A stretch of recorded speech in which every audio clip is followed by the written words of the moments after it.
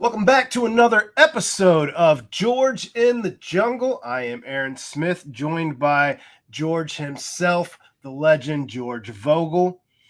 And we are brought to you by Bearcat Journal. George, it's another Tuesday. It is a Tuesday after a Bearcats victory. No better Tuesday than that. It is a Tuesday now that NCAA season has begun. We are right around the corner as the NFL season kicks off in 2 days. Yeah. On Thursday night, although we did hear some interesting news, some new interesting news on Travis Kelce. The Reds have found themselves, contrary to the way that we were both leaning last week, they're still in the thick of things. They keep grinding. I have no idea what the hell is going on with the Reds, but let's get started with the Bearcats here. I know you watched the game. I was supposed to be at the game. I was down and out, a little sick, but I did take it in on TV, so I had the telecast. I know that you were excited to see what this new coaching staff looked like. What were your first thoughts, knee-jerk reaction to this Bearcats team in action? Absolutely fired up from what I saw. I mean, fired up like I never thought I would be. You never know what to expect coming out of the box. And I'm going to confess something. I have season tickets. I was supposed to go to the game, but I officiated a wedding at 6 o'clock that evening. Yeah. And I'm glad I did. I was a little PO'd about it before it happened. I'm like, it's it for me. I've been working. But I did the right thing. And the Bearcats, God bless them, made it easy on me not to be there. I was able to watch the first quarter at home. Then I had to go. And then, I'm listening to the game on the way. And, oh, my God, they did everything I'd hoped for and more. Look, number one, how great is it to see a lot of pre-snap motion and guys running behind the quarterback and giving the defense something else to think about and doing? That was fantastic. Yeah. Emory Jones, we talked about him. Like, you never know, but it begins with the quarterback. And the game that kid had, got to be the best game a quarterback's had in UC history is game number one. It's got to be. I mean, what was he, 19 of 23? I mean, I feel like he didn't miss. I think he had passes, 2 touchdowns running. It was unbelievable. Yeah, I think so the Bearcats are. So here's me. I'm watching the game, putting my suit on, getting ready to officiate the wedding, and they're 4th and 5 near midfield or on the 49, I guess, of EKU. And I'm like, I don't know, maybe just punt the ball. You got more talent than them. So they go for it. And that play action bomb to Xavier Henderson, who, God bless that guy. He had a first half that I've never seen before. Wide receiver. 49-yard touchdown, and then the route was on. Unbelievable. I give this coaching staff, and I'm going to say something crazy here where Scott Satterfield, the head coach, loves punching up. He loves being Appalachian State. He loves being an underdog. He loves going in that game and people doubting, like, we don't know what we have here. We don't. The whole Louisville thing with him, it was mediocre. Louisville was down on him. The fans down there were happy to get rid of him so they could have Jeff Brom. And it's like, you take him, Cincinnati. This dude loves punching up. And I'll tell you who else loves punching up. The Bearcats football program. They love punching up. They've been doing it for 20 years. And look, it was EKU. You can sit there and say it's easy to roll somebody, but it's not easy to roll somebody. No. They're college football players too. I get it. They're a division down. But to do what they did, and they score touchdowns on the first 6 possessions, 5 possessions. It may have been It was incredible. And the precision and the spreading the ball.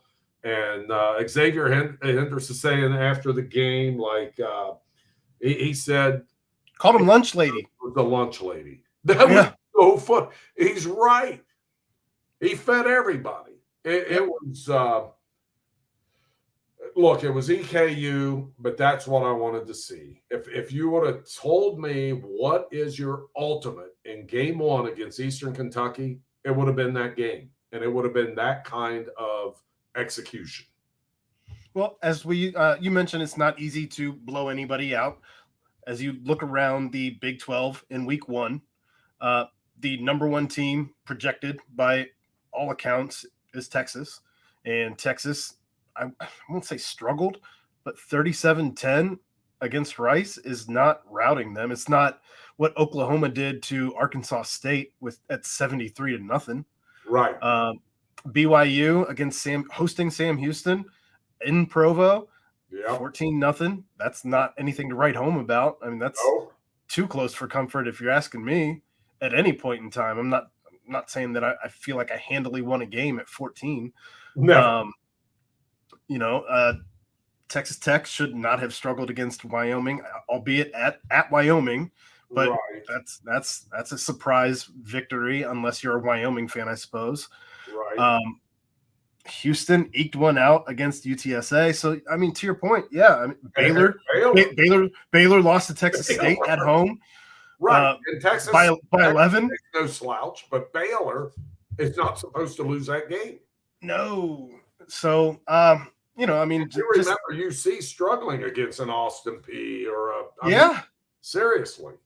Against Ohio recently as well. I mean, I'm out here in Athens, and I'm reminded of that every time I drive past that stadium out here, and I just think about it. So, what stood out to you when you saw the coaching staff and the way that whole thing came together on Saturday?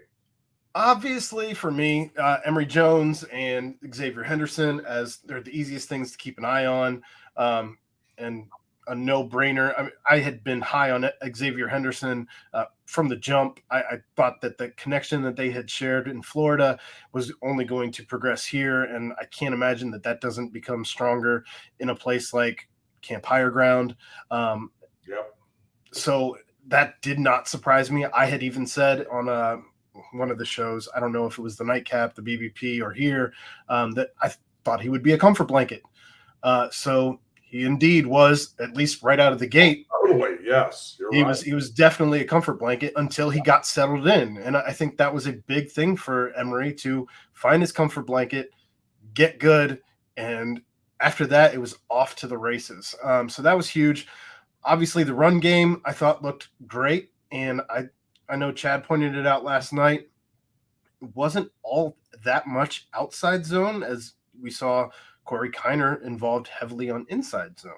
So I think that was an interesting little tweak, and I'm curious to see if we continue to see that. I know you brought up seeing some of the motion that we did not see for roughly the last, 4 to 5 years.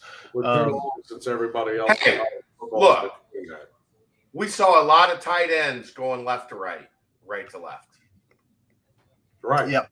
The only motion they really used was adjusting the strong and weak side of the line. They take the tight end from the left tackle and move him to the right tackle, or take him from the right tackle and move him to the left tackle. And let's face it, in the old offense, that was considered motion. Yeah, you never saw a wide receiver looping behind the running back. And they didn't have anybody fast. They didn't have any small, speedy guys, Jordan. Right. Nobody who's in the league right now. I come up with a couple.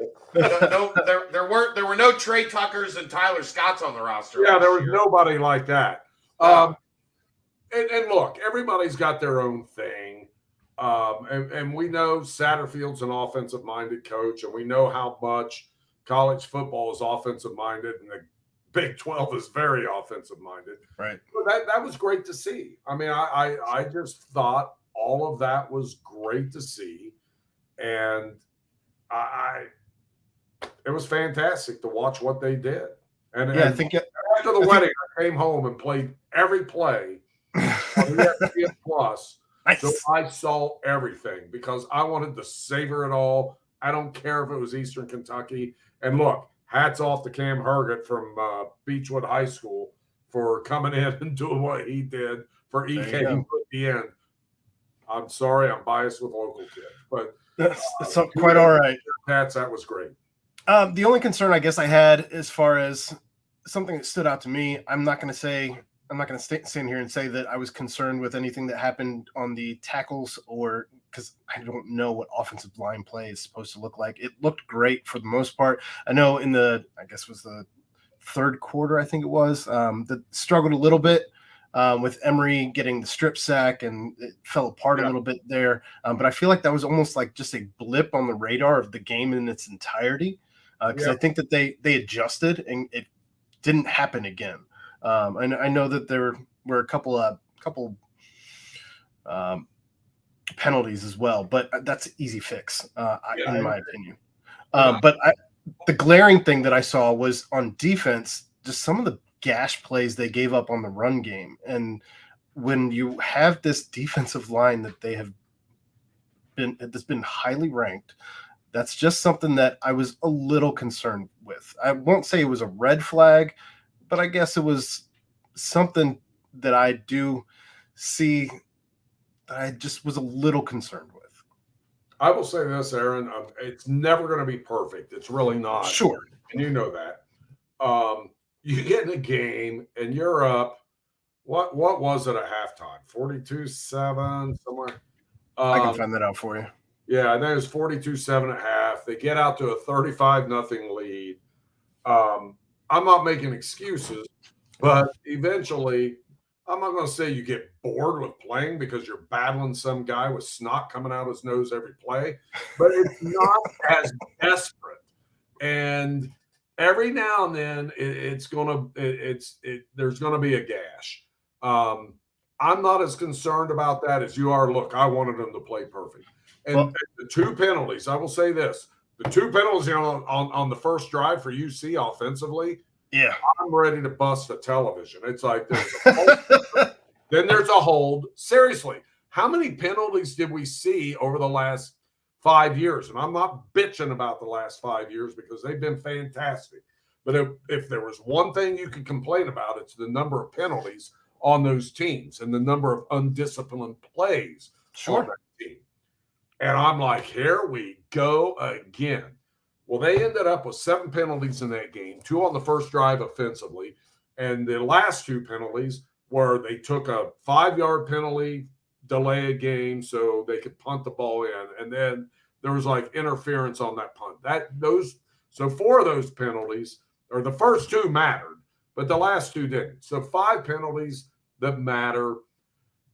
I can accept that for a team that you want them to be aggressive, and Coach Fickle always wanted to be aggressive, and that's what he blamed a lot of the penalties on. But yeah, I was really hacked off that first drive with the 2 penalties until 4th and 5 over the top, 49-yard touchdown. So it's not going to be perfect, and that wasn't perfect, but that was a damn good start for Scott Satterfield and that staff. I don't know that you could have written it up much better. I mean, you have Emery scoring 7 to your point, and setting the record for most touchdowns in a game for a Cincinnati quarterback. No big deal there. Although he doesn't have the record yet for most touchdowns passed in a game yet. That's still at 6. So we'll see if he can get there. I'm there this week. I'm not ruling anything out for Emery Jones at this point. God bless him. Big 12 Player of the Week in his debut. Newcomer of the Week as well. So well done, sir. Yeah. That all said, you have alluded to it a little bit here. Pitt is on the docket. It is official. Yep. It is upon us. A rivalry that has been dead since 2012, I believe. River City rivalry that will apparently no longer be played for the ugliest trophy in the NCAA. I'll give you that. Shut your mouth. I'll give you that. You shut your mouth. That thing is glorious. I love it. Is so ugly. It is magnificent. It is that ugly. I wish the keg of nails was back, to be honest, because it was the keg of nails was here just in Fenway. That didn't go so well. No, it didn't. But this one has been retired. I don't know what the story is there. This time I've heard contradictory things that the trophy is or isn't on the line. I don't know. I've heard contradiction there. Last I had heard, and we'll have to see if Chad can update us, but last I had heard was that the trophy is no longer being played for. Yeah, that's what I heard. That's a shame. That's correct. Why would that be? I don't get it. What the hell? It's Pitt, it's Cincinnati, it's a trophy, and the winner gets the trophy. What are they doing? My understanding This better be good. Is that Pitt said we don't want to, and Cincinnati was like, whatever, we don't care. Whatever. Keep it in the trophy case, I guess. Right. It just stays here. I worked so hard all day. All day, George. I tried all day to bring it home so that I could have it right here behind me. That would have been fantastic. When I turned my camera on. I tried. That was fantastic. They were not up for my shenanigans. Oh my God, that would have been great. That would have been. I would have died. Right. The shock value of that thing being in my house, sitting behind me when we went on the air tonight. I think they know if it gets in your hands, they're never seeing it again. Oh no, I would have brought it back. I wanted it. What I wanted it for was the BCJ podcast tonight or tomorrow night. So that when Dave and I did the Pitt preview, that it was just right there behind me. But nobody would cooperate. What would UC sell that for? I think if it's not up for grabs anymore and it doesn't mean anything, would they take a donation for it? Silent auction. We pay for that thing. Somebody would. I mean, people don't understand. Yeah, I would. That thing is massive. It's like 6 feet tall. I'd be like, okay, we're selling this to a booster, and it's going to NIL money, and we're going to use that NIL money to come after a Pitt player at the end of the season. How much would Tony Pike to have that pay for that to be down in his basement? Here's the thing. It didn't exist. That's the thing about this trophy. It is kind of fraudulent. They only played for it like 3 times. Right. It did not exist in 2009. But after 2009, they thought like, okay, we got something brewing. This is a rivalry. Let's make it a trophy game, because the Big East was trying to get some juice. I loved it at the time. I loved it. I loved Keg of Nails. I love the victory bell that always resides at UC, and hopefully it continues to. But I mean, I love it. My guess is the people at Pitt were just like, look, like it's a whole new group of people from when the thing existed. It literally only existed for 3 seasons. I think they were just like, look, like we don't really we want to win the game. We just don't really care about the River City Rivalry Trophy. And I mean, if you're Cincinnati, you're just like, okay, whatever. Like we're coming to play. Right. I get it, but I don't get Pitt's part of this. I mean, what do they got to lose? The damn trophies. And I guess they don't have room in their trophy case. Yeah, because Pitt championship in 1976. Yeah, that's right. Pitt's been such a powerhouse since the mid 70s. So. I think of my first Pitt game in 1979 when UC went there, and it was a student trip. It was a disaster. The student trip or the game? The game was bad enough. The trip up there, they had a bunch of professors drive RVs of students, one of which was me. And it was that we got to Columbus, and we had to gas up these RVs, and some chick put the gas pump into an exhaust pipe and started a fire. I'm not kidding. That's when you first started gassing up your own vehicles. And we stopped in Columbus for gas. And one of the RVs, a student gets out and she's like, I know how to do this. She stuck it in the exhaust pipe and it started a fire, and they never made it to Pittsburgh. They had to call them off. Oh, so funny. The 70s were fucking wild, George. Stuff happened back then. You couldn't even first of all, you couldn't even leave Clifton in these things with one professor driving and a bunch of students, like an RV full of students. It was crazy.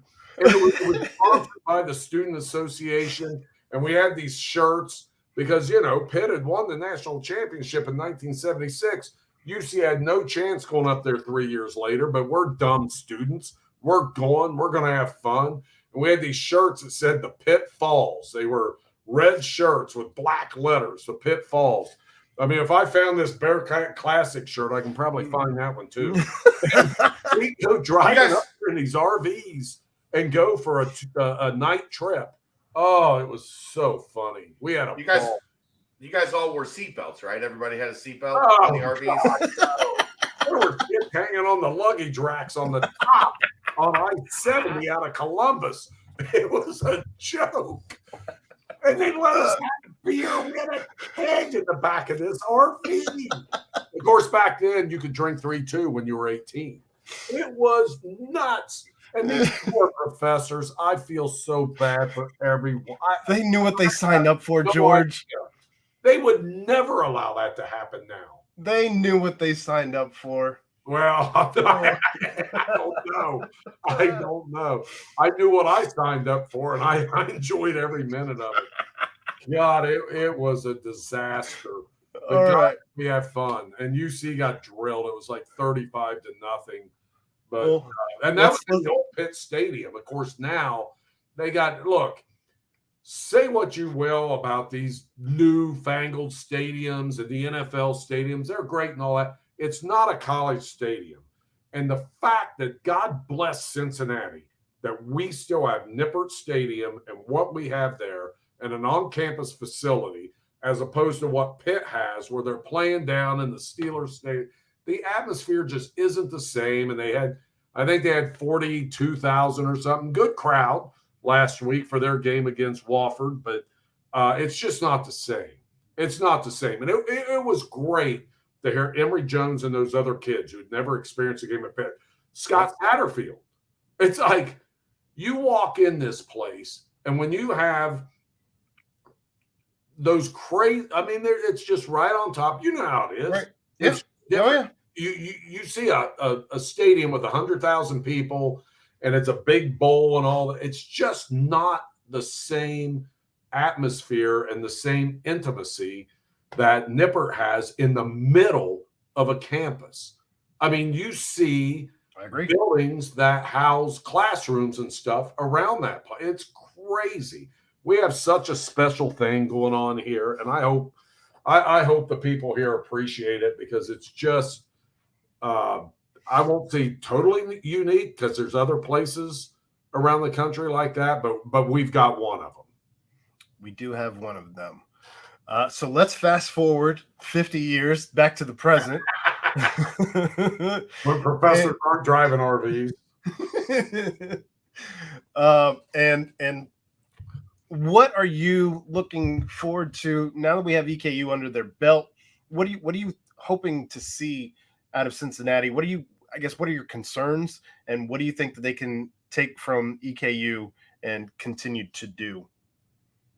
I think the confidence of Emory Jones is a big thing, and get that first game under his belt. I don't care who it came against, and get out there and do the things he did at higher ground and translate it into a game situation.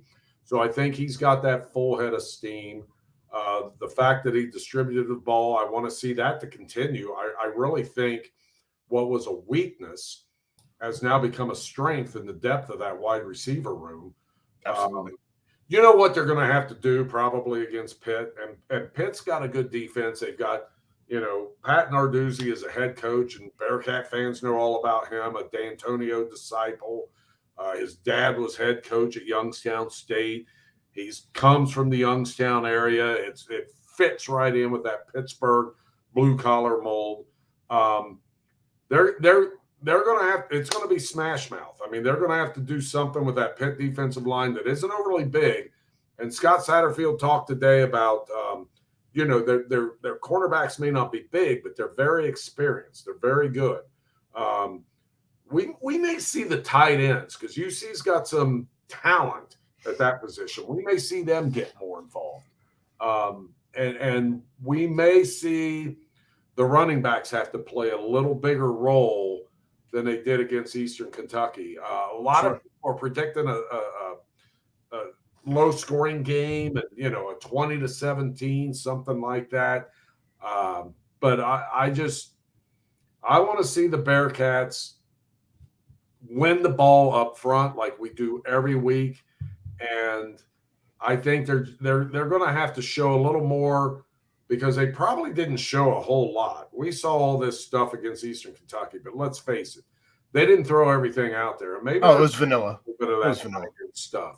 Maybe they're saving a little more, throwing some backs out of the backfield and things like that. I don't put anything past Scott Satterfield because he is one of those offensive kind of guru type of guys. Mm-hmm. But I want to see that. I want to see that defensive line to be a little more dominant. They were good, but I thought Eric Phillips had a good game. I think everybody else was okay. Yeah, how about that? I think I want to see them be a little more dominant, a little more heat, and if they can get the heat on that big quarterback Pitt has, I think the Bearcats win this game. I know it's a 7-point spread or something. It opened at 7, got as high as 8, and currently it sits at 7.5. The over/under right now is at 47. To your point, with people thinking it's going to be somewhere around that 27-20 type scoring. So we'll see what it ends up being. I'm confident that I think it's going to be higher score than that for both teams. I think that I would probably take the over as far as points go. I'm going to do that, Aaron, and I'm going to pin it on you, but I am going to do it. Look, I none of this is advice you should take. I promise. But I'd probably take Cincinnati on the points too. I think that they have a great shot to win this game, and I think if you can catch it, especially at 7.5, anything over 7, I think if you can catch Cincinnati on the points, I think you're probably bringing home some money. But Pitt's on a roll. Pitt won the last 5 or 6 last year, including that bowl game. They come out and win this. That was a gimme. That was an easy putt for them. But they're no slouch. But I'm not. To me, when I saw that spread and I saw it jump, I'm like, what am I missing? What am I missing? Well, I listened to Scott Satterfield talk today, and he said he's learned a lot the last 2 times that he's played Pitt. Each game he's learned more than he knew about them the game before. And having lost to them twice now when he was at Louisville, I think he's due. And I'd like to think that he's They beat them last year pretty good. They won last year. Okay. Yeah, they lost in 2020, I think. It was 23-10 or it was 23-20 that game last year. They won like 24-10. Thanks for the correction. Then great. He's got his number. And he also, and I don't know what happened. I don't know what the final result was between BC and Louisville last year, but he's also familiar with this quarterback and game planning against him, or certainly the defensive coaches are. There you go. So I don't know. I'm excited to see what they can do against a defense that's worth a shit, against an offense that has put some points on the board. So I don't know. I think that this Ryan liked to use the word litmus test last night. I think that this is a measuring stick game if there is one. Really, I'm not saying they're going to beat Oklahoma here. I don't know what happens there, but I'll tell you this. If they win this game on the road, they're a lot better than what people were giving them in the offseason coming into this, when you're looking at, 4.5, 5.5 win totals.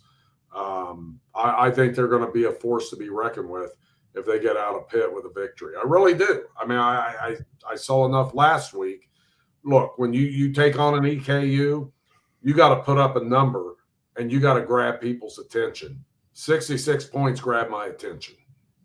Yep. So I look forward to discussing the results of that game. I'll be there up in the press I'll box. be there. Yeah. Well, I'll be in like section. I forget what section. I'm in the nosebleeds.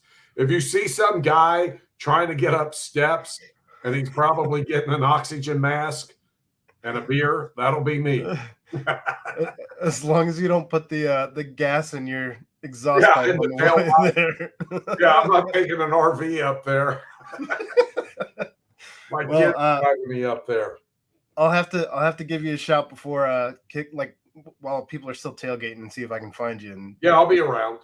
All right, very good. Well, we will both be in Pitt then, so we'll be able to talk about the atmosphere and all that. So looking forward to it even more now. Where you live, right? No, it's about a 2.5 hour drive from here. So you're going up Saturday? Yeah. Okay. Yep. I'll be up there Friday somewhere. Yeah, I'm not what I'll be doing, but I'm going to keep it low key. Yeah, I almost believe you. Switching gears here to the Cincinnati Reds. Last week, I was down on them, admittedly so. I was down on them for their West Coast trip, and they turned it around. It ended up being 5-5 on the West Coast trip. Somehow, some way, they took a series against Chicago and ended up with a split there. I don't know how they pulled that off with two walk-offs, not one, but two walk-offs. This Reds team is something special, and they're doing it with. They don't even have a pitching staff. Their pitching staff, I think, right now is like it's somewhere between AAA and AA, right? Like that's what they're using. Yeah, it's stunning. It is stunning. I'll be honest, Aaron, and I mean, you can blast me for this and follow up. I just don't see how it's going to last. I just don't. I mean, I feel like they're doing it. They're doing it. At some point, you blow a tire, you're out of gas. I mean, they are using kite string, bubble gum, all this crap. I mean, it's MacGyver shit. Yeah, the bullpen game. I mean, you're starting TJ Antone, and and then you got this. You want to have a good chuckle. Go to Baseball Reference and look up Marriott's freaking career and all the teams he's been on. The pitcher that they pulled out of I think he was in an independent league, and I mean, he's not a journeyman. He's a vagabond. He is like a hobo. He has been in the Mexican League. It's crazy. If you look at his career, and he pitched for the Royals off and on for a couple years, I'm going to say about 6 years ago or whatever. And to pluck this guy out, kudos to the Reds and their player personnel people who are just finding guys to plug holes. Because they got in such a bad way, something happened. Stop it. Nick Martini, 3-run homer, 6-6, bottom of the 8th. Wow. I gave up on him. See, now here I am. I also don't have the game on. It's 6-6, bottom 8. Unbelievable. Well, I hope they pull this out. It's nuts how they're doing this. No clue. They Carson Spires out of nowhere to pitch because you have all those guys go on the COVID list. Yeah. Well, so I know it's incredible. It is incredible what they're doing. And Connor had to come up and start tonight, and he gave up a couple of bombs, which is like saying Mrs. Lincoln. But other than that, seriously. I mean, it's his first time up here, and he's got a lot of promise. You don't want to ruin the kid, but I think it's good for him to get his feet wet, and I think it's going to further their expectations and further their chances for next year, getting these young guys up here and doing it. But But am I crazy? Do you think they're going to be able to pull this off and get a playoff spot?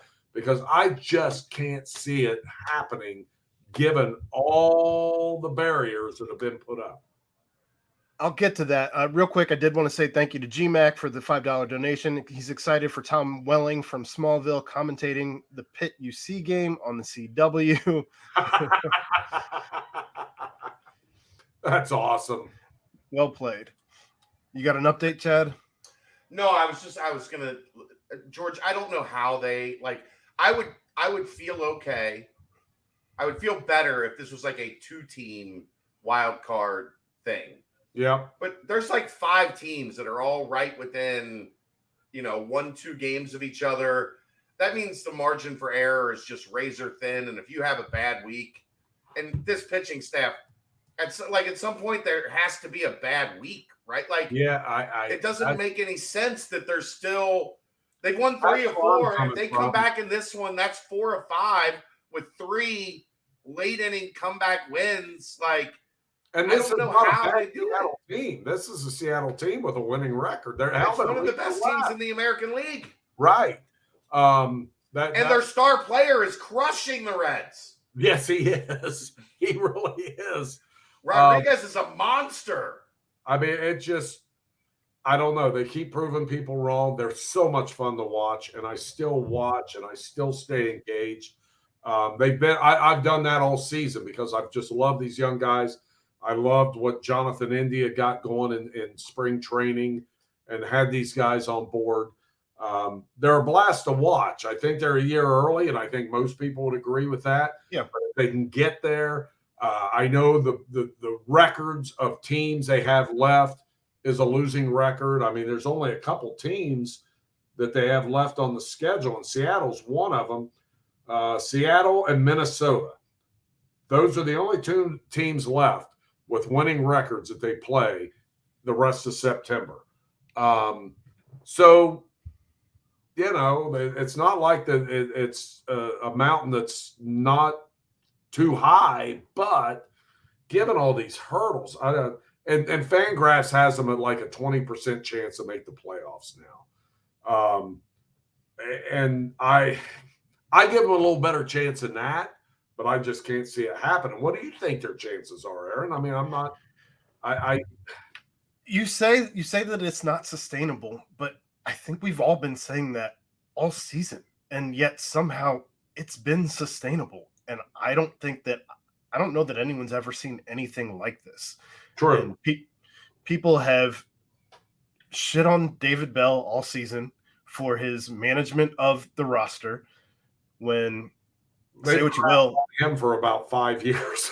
say what you will, but he was never given a great roster this season. The pitching staff on paper has been something that I would want to throw the paper away. Yes. And never look at again.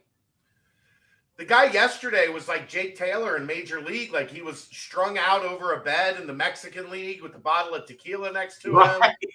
Right. And they were like, you're coming to the show, kid. It's insane. It is.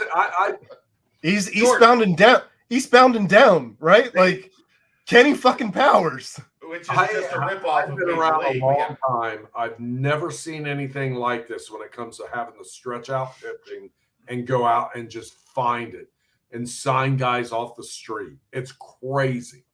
Here's what I wanted to ask George.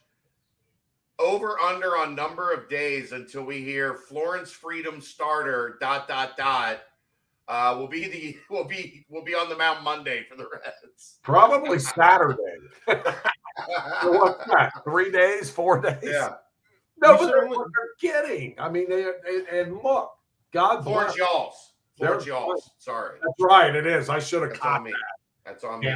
You know how many times I called them the Freedom on Channel 5? They're the Y'alls. And they've been the Y'alls for a few years now, y'all. They have been that. They should be coming. They all should be. The pitching staff should be coming back from COVID at this point. I think the CDC recommendation is 5 days after you last show symptoms. So right, they should be. Hopefully they do get back. This is going to be interesting in September. Yeah. They can just keep hanging on by their fingernails what you're doing. And they're getting into these teams that aren't all that great. I mean, I give them a better than 20% chance of Fangraphs does. What do you think? Do you think they're going to make it? I think at this point, if they win tonight after being down, I can't say that they're not going to make it. I firmly believe they're going to make it. Whether as I don't think they're going to come back and clinch the division by any shot. That would be bananas. That's probably a foregone conclusion. Unfortunately, stranger things have probably happened, but that would 1,000%. But they entered tonight down 6 games. In 6 games right now, when you only have 20 some odd games left, right? That's an eternity. So much has to go right. And granted, to your point, there's a lot of series that should be winnable series, if not sweepable series. But who knows what the pitching staff is that we're even going to be sending out there. So do you think part of this is just because these guys, I mean, look, they got a lot of young guys who they don't know any better. You always hear people say that, but these guys believe in themselves. And I know, McLean's out now, but it doesn't seem to matter. No, and still just have that crazy energy that, as we saw tonight, no matter what it is, it can be 5-1, 6-1, 7-2, 9-3. They don't give up. No, and we kind of saw the same thing, I guess, if you want to try and compare with the Bengals when they kind of cleared house all the old vets that had just never been able to get them, over the hump. Once you brought in Joe Burrow, Jamar Chase, T. Higgins, all those guys, you were able to take that step finally. And I wonder if with literally they don't know what they don't know with these rookies all coming up. I think you got 84 rookies currently on the roster. It's obscene. Well, they play obscene what they've been doing, and they play hard. And honestly, there's some things they need to fix in the offseason when it comes to the pitching staff and all that. They're going to have money to do that, and apparently they tried to, hit some guys on the waiver wire for pitching, but that's looked to be okay. Later, I give them 2 thumbs up for being willing to pick up those contracts, and they should. I mean, they're paying nothing to anybody else except Votto, and it's like they should do that, and they did the best they could, and that's not what we've seen a lot of in the past, but they did it this time. I wish there would have been a way to do it at the trade deadline, but I'm sure teams were trying to hold them up. If it makes you feel any better, Cleveland picked up Lucas Giolito, and I think it was yesterday. 3 innings pitched, 9 earned runs, 76 pitches, 66% strikes. He's been brutal. That's why he's out there. He's been brutal. I think I would have taken the flyer on him. Sure, Cleveland, right? I would have given it a shot. And maybe it's a blessing it didn't work out. And it could be. You're right. We're stuck. Get this guy from the Mexican League instead. So it's worked out. Blessing in disguise. We'll take it. I don't know what's going to happen tonight with Seattle. We'll keep you updated as the show progresses. But that'd just be another game closer. Yeah, no, I mean they've been scrapping and scrambling and getting it done.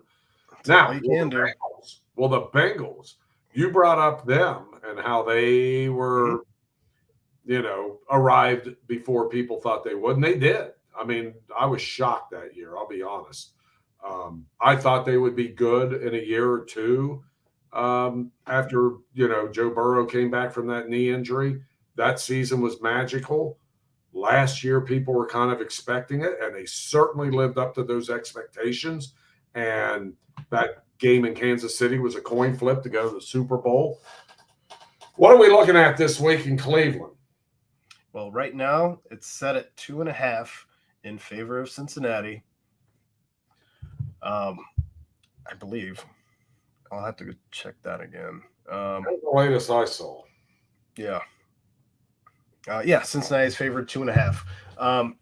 Joe Burrow did post, I believe, on Instagram, a picture from him in high school where he's wearing a super tight, almost looks painted on LeBron James Cleveland Cavaliers jersey as he's looking at himself in the mirror, essentially his "I'm back" moment, and telling you, get ready, he's going to be in Cleveland. Joe Burrow in practice has looked like he hasn't missed a beat from the clips that I've seen. Now, that doesn't mean that I've gotten to see the ones that he has looked like he's missed a beat. I'm sure there's been some of those as well. But it's good to see that he still has a highlight reel to put together in practice. So I don't know that I've seen anything like that come out of what Deshaun Watson put together this camp. Of course, I wasn't looking for Deshaun Watson highlight videos, but people certainly put plenty of lowlights together for Deshaun Watson. And maybe that's just part of my algorithm because I have plenty of Cincinnati fans in my Twitter stream. But I don't know. I mean, you were saying off air before we even started the show, Deshaun Watson's a wild card. You don't know what you're going to get with Deshaun Watson. It is crazy to me how good this kid was his first few years in the league, and then the stuff happens. And look, did I expect him to pick up where he left off with the Browns last December? No. But did I expect him to look like that? Hell no. He looked terrible. He's throwing 10-yard passes into the dirt, missing guys. It was the most disjointed looking crap that you can throw out there in December for an NFL team with their supposed number one quarterback. It was awful. And the preseason hasn't looked a lot better. I don't know what's going on there. I don't know if everything blew his mind. I don't know if he got his $230 million guaranteed. I don't know what's going on. But I'll tell you what, they better hope that works out because they're on the hook for a long time with this dude. Yeah. And they've got talent, and he's talented. He has shown he can do it in the NFL, and he's done it against the Bengals. Not this Bengals defense, but he's done it where we were able to eyeball him, and it's like, this kid's pretty special.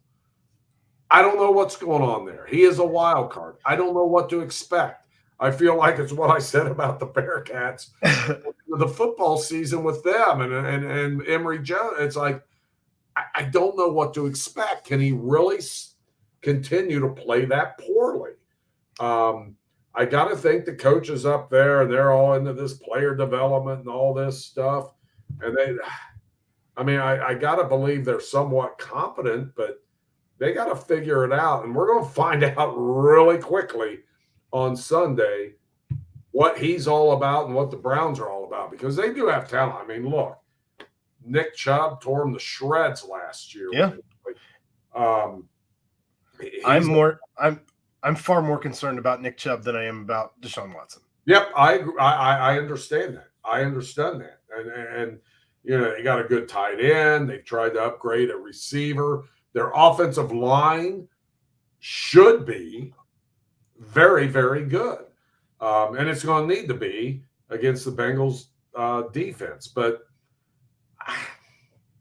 if there's anyone, to me, it's like you don't want to play the Browns in week one because you don't know what in the hell to expect out of anything out of them. I don't know what to expect. I expect the Browns to Brown. That's What's what that? I expect. I expect the Browns to Brown. I think if nothing else, you can expect the Browns to Brown. And I guess I think that it's okay that they're playing them week one. I think it's obviously any AFC North matchup is going to be a fiercely fought battle, and Right. nothing is given.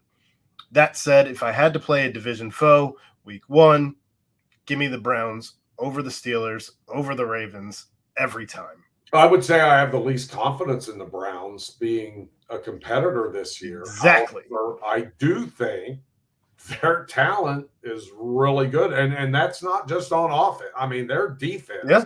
Oh, for sure. Their Yes. defense is yeah.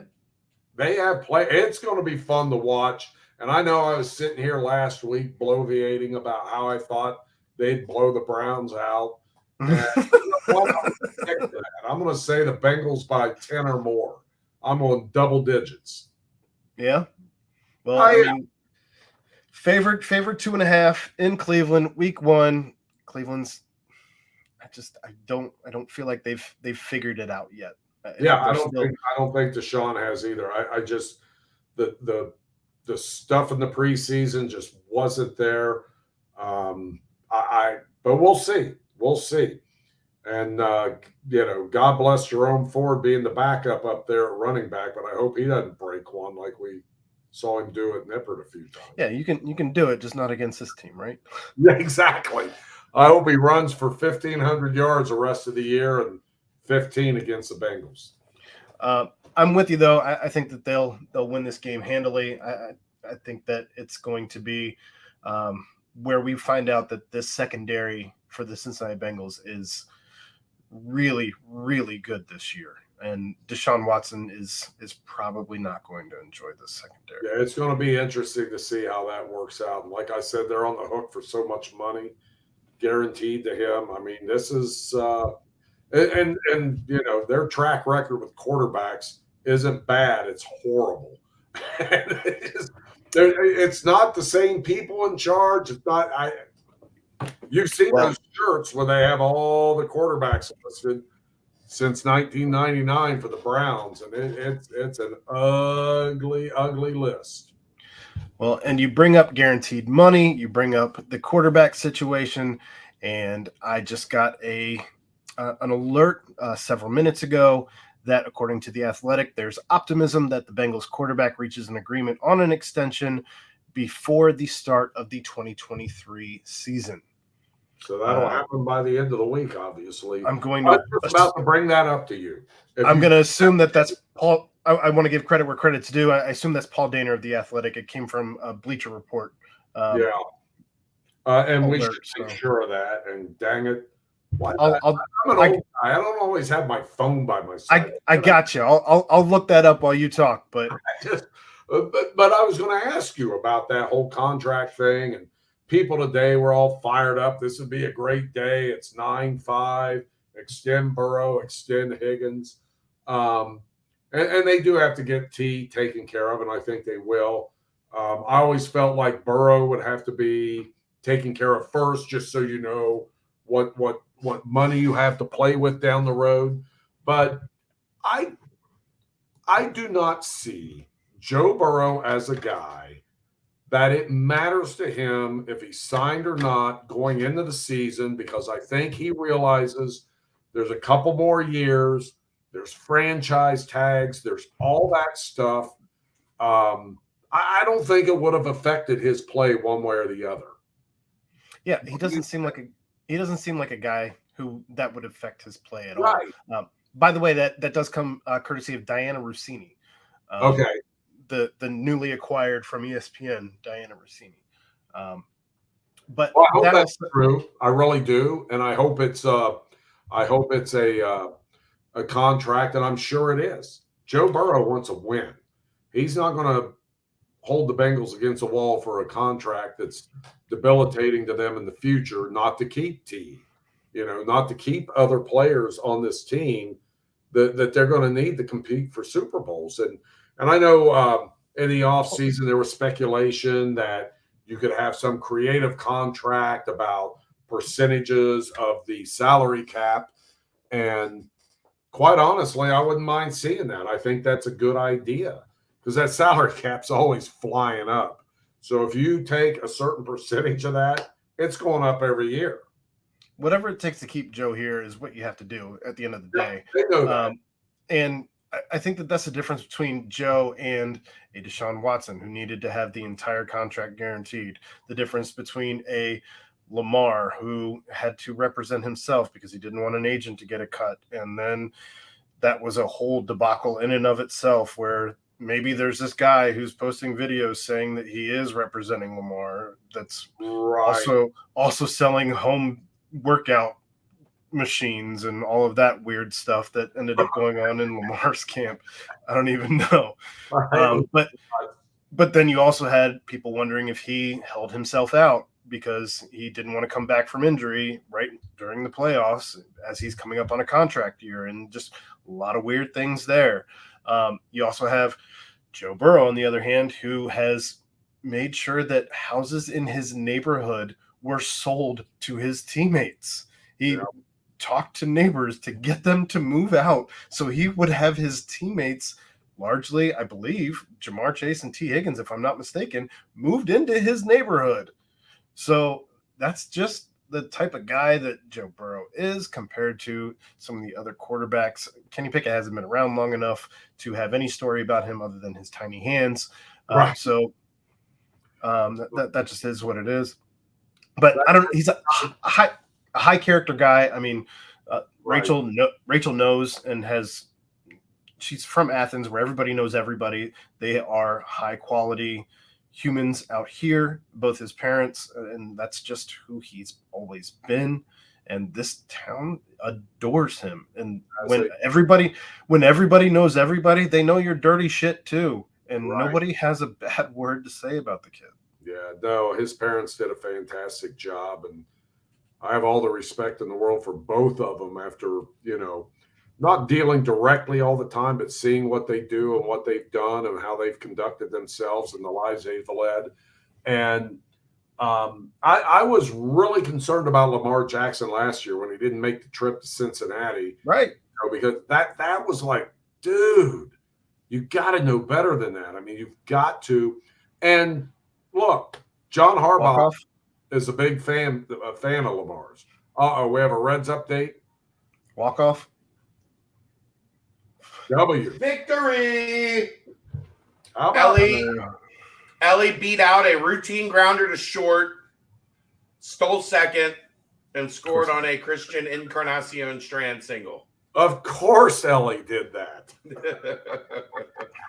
I mean, it was a kind of slower hopper to short, but it was what for 99% of baseball is an out. Kids, and he beat it pretty easily. Stole second and then scored on an Encarnacion Strand single. Reds win 7-6 in a game they trailed 6-3 in the bottom of the 8th. That's a great win. That is great. But I'm the Reds wet blanket tonight. I'm the one saying they won't make the playoffs. Keep it up. I will. Don't you dare fucking change. Because I will say if they do make the playoffs and they get their guys back in the rotation, you never know. Are they better than the Braves? No. But the playoffs are not a long haul thing. Nope. You just need a break here and a break there. And these kids, if they have a hot night, I don't put anything past them. And so I'm stoked about that. I really am. They're so much fun to watch. But I'm going to keep saying no playoffs for the Reds, and I hope like hell I'm wrong. Well, you were talking about Lamar and him not making the trip. Yeah, that was a bummer, I thought. I just thought that was a bad move. Like, if you're the quarterback, and Joe gets this, a lot of quarterbacks get it, especially the successful ones. You are kind of like the CEO of the players and the team, and you're the guy that has to be the guy. You can't be the one that says, screw management, screw this, screw that. That just causes it. I'm not saying you have to be lockstep with everything management does, but you got to be in control. You can't throw tantrums. You can't. You got to figure it out. You got to figure out. Let's face it. The Bengals were a bit of a mess when Joe Burrow walked into that building. They had a coach with 1 year under his belt. They went, 2 or 3 wins that year. Things changed. And that's because you had a guy who was a leader and was in concert with the coach. Whether the coach made it happen or he made it happen, somehow they were like this. They were a team. Yeah. And everybody else was a team. And that's, quite honestly, it's oversaid, but it's not overstated. It's the ultimate team sport. I think I read somewhere that he's been more vocal as a leader this year as well, Joe, already. Which that's something that that's something that I've wanted to see him step more into as he grew into his role. And I think that he's only getting older, and I think that now's as good a time as any for him to step into that role. So I look forward to seeing the way that unfolds this season. Yep, I just think the sky's the limit for this team, the way they have it built. And I know they've got some big contracts coming up, but I also have faith that they're going to figure it out. And it's going to be interesting to see what this contract is, though, and how it's structured, and how much of it does seep out. We can figure it out, but I expect it to be very friendly for the future of this franchise to continue to build the way they have. Do you think it's going to be a situation where you also are able to sign T. Higgins? I do. Okay. I really do. I could be crazy. I think the writing's on the wall where, this will be it for Tyler Boyd, which is a shame because he's speaking of Pitt, but he's a consummate team guy who has been, in the darkest days, he believed in what Zach Taylor was selling and was a big voice in that locker room saying, this is the right way to do things, and this is what we need to do. I hate to see him go. But that's the NFL. And I think they're going to figure that out. And, the kid from Purdue will end up taking his deal, and they'll be fine. That's just the brutal part of the NFL, and that's a brutal part of a salary cap. You can't keep everybody. But by golly, I hope Tyler Boyd walks out with a big old ring on his finger after this season. I'd love to see it for him. It'd be fun. It's been good. Other big contracts coming up are also Awuzie and Chidobe Awuzie and DJ Reader. So obviously you can't sign everybody. They got to figure out Reader. He's been so instrumental to that defense. And they were able to get Logan Wilson signed, and he's been a big part of it. That's why Duke's making the big bucks to figure that puzzle out. And it is a puzzle. It's not easy to do. And, he has help with Katie Blackburn. Obviously, she's kind of a wizard with those contracts and the salary cap and how that works. But my trust is that they've got such a good core that they want to keep it together. I don't think we have to worry about them for a while. What do you think? You think they got the brain power to keep it together down there? I think this is probably Awuzie's last year. I don't see a situation where I don't see a situation where they've brought in so much secondary, and I feel like that's probably the easiest situation that you can replace. It's not that I want to see Chidobe Awuzie go. I just think that that's going to be the way that card falls. And I don't know if you can keep both Reader and T. Higgins. I think that's going to be the decision they have to make.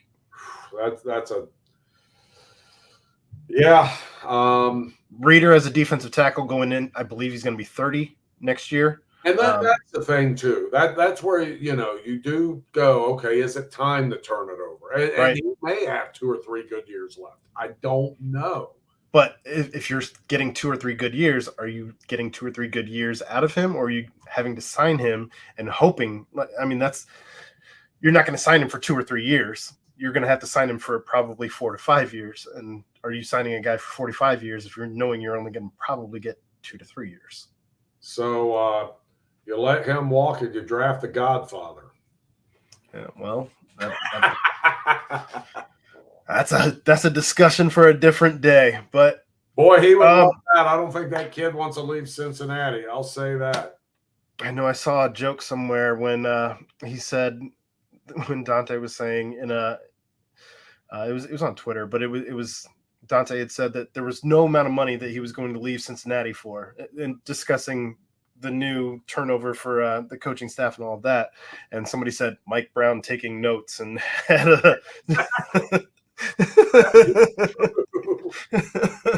There's a lot of truth to that.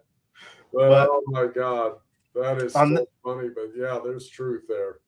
On that note, did you have anything? FC Cincinnati did get a win this week. They're cruising. They're cruising. They lost they lost this week. They made the playoffs, but they lost this week. Yeah, they're cruising. They'll be fine. I mean, there's no way anybody. They're in great shape.